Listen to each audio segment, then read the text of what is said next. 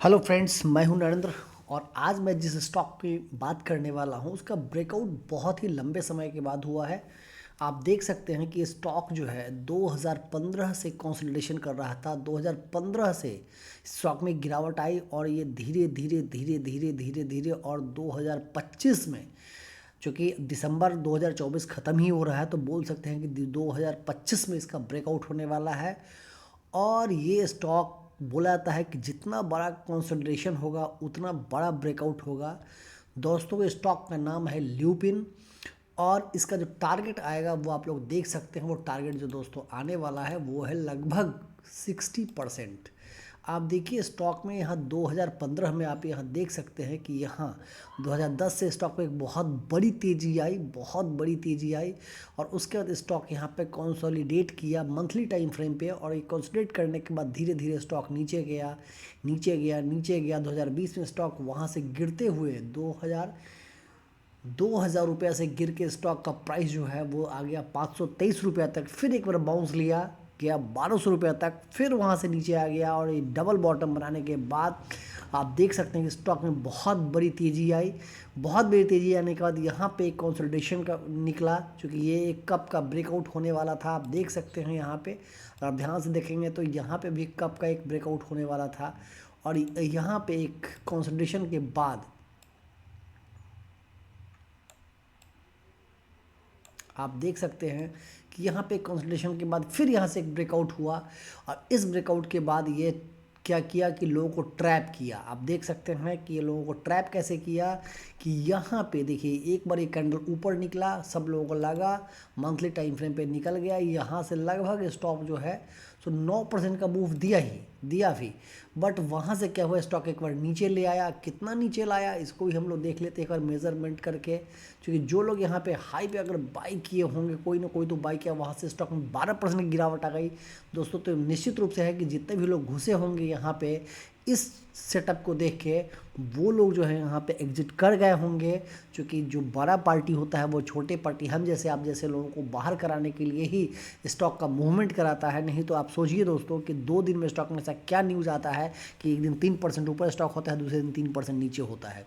इस माइंडसेट को, इस गेम को हम लोगों को समझना पड़ेगा।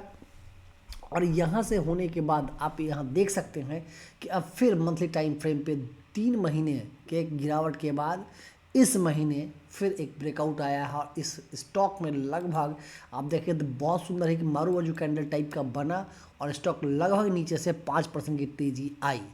तो ये स्टॉक में इस महीने रहा। अब इसको अगर हम लोग वीकली टाइम फ्रेम पे देखें तो देखिए स्टॉक में क्या हुआ है। बात वही आएगी घूम के कि देखिए बहुत बड़ा कंसोलिडेशन था ये।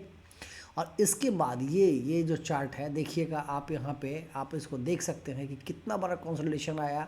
और इसके बाद फिर इसमें एक ब्रेकआउट है। और ये देखिए, अब बोलिएगा तो कप एंड हैंडल पैटर्न भी बन रहा है। ऐसे कप बना और ये हैंडल बना, और हैंडल बनने के बाद अब ब्रेकआउट होगा। जैसे ही इसके ऊपर निकलेगा दोस्तों 2310 रुपये के ऊपर स्टॉक में बहुत बड़ी तेज़ी आएगी। वैसे अगर इसके सेक्टर को भी हम लोग देखें तो इस सेक्टर में बहुत बड़ी गिरावट आई थी, ठीक है। और सेक्टर में गिरावट आने के बाद जो है इस सेक्टर में भी इस वीक में बाइंग आया है। से फार्मा सेक्टर में देखिए यहाँ पे भी ये जो मेरा RSI का पैटर्न है ये ग्रीन हो गया है, ये ग्रीन हो गया है। तो ग्रीन का मतलब बाइंग है। आप अगर वीकली टाइम फ्रेम पे देखें दोस्तों तो ये लगातार ग्रीन कैंडल धीरे धीरे बना रहा है। यानी अगर हम लोग यहाँ पे एक ट्रेंड लाइन खींचे दोस्तों तो देखिए क्या एक ट्रेंड लाइन बन रहा है कि नहीं बन रहा है। थोड़ा सा सपोर्ट लेके धीरे धीरे ऊपर जा रहा है, ये धीरे धीरे ऊपर जा रहा है। अगर इसको हम लोग डेली टाइम फ्रेम पे ले आए दोस्तों तो देखिए क्या होगा। देखिए डे टाइम फ्रेम पर अगर देखेंगे तो स्टॉक क्या हुआ, एक कंसोलिडेशन था और यहाँ से एक ट्रेंड लाइन अगर आप खींचेंगे, यहाँ से अगर एक ट्रेंड लाइन खींचेंगे तो इस ट्रेंड लाइन का क्या हुआ, ये यहाँ पे सपोर्ट लिया और स्टॉक इसके ऊपर निकल गया है, ठीक है। यहाँ पे सपोर्ट लिया, स्टॉक ऊपर निकल गया। 2 दिन का एक देखिए डोजी टाइप का पैटर्न बना। और जैसे ही स्टॉक दोस्तों इसके ऊपर निकलेगा ना, ये 2319 रुपया, फिर किसी के पकड़ में नहीं आएगा दोस्तों। मेरा ये नहीं है कि आप इसको जाके ख़रीद लीजिए, बट पैटर्न बहुत अच्छा है। और अगर आप देखेंगे MACD में तो MACD में भी नीचे से ये बाइंग, जो MACD लाइन जो है वो अब बेस लाइन के ऊपर निकल गया है। यहाँ पे फिर एक बार सपोर्ट लिया और बेस लाइन के ऊपर निकल गया। और जो हिस्टोग्राम है वो भी ग्रीन ग्रीन बड़ा बड़ा बनते जा रहा है। तो इस सारा जो टाइम फ्रेम है ये बाइंग की ओर इशारा कर रहा है। अगर हम मूविंग एवरेज को भी देखें तो ये लॉन्ग पीरियड मूविंग एवरेज के देखिए क्या है, ये जो मूविंग एवरेज है ये सबसे बड़ा है। अगर हम इसको दिखाएंगे आपको भी, आप देखिएगा कि इस मूविंग एवरेज में डेली टाइम फ्रेम में ये स्टॉक काफ़ी इसके ऊपर चल रहा है और ये 66 दिन में ठीक है। इसके भी यहाँ यही एक ये जो एक कैंडल देख रहे हैं ना, ये कंसोलिडेशन है, इसके बाद फिर इसमें बाइंग आना है, तो यही हो रहा है। तो इसको आप लोग देखिए। और दोस्तों मेरा प्रयास अच्छा लगे तो चैनल को लाइक सब्सक्राइब करिएगा। और एक चीज़ मैं और दिखा दूँ आप लोगों को कि अगर हम लोग जाके फार्मा इंडेक्स को देखें तो फार्मा निफ्टी फार्मा जो इंडेक्स है वो भी काफ़ी दिनों के कंसोलिडेशन के बाद अब ऊपर जाने का प्रयास कर रहा है। देखिए हम लोग इंडेक्स फार्मा इंडेक्स निकालने का प्रयास करते हैं और आपको तुरंत समझ में आ जाए कि मार्केट में हो क्या रहा है, ठीक है।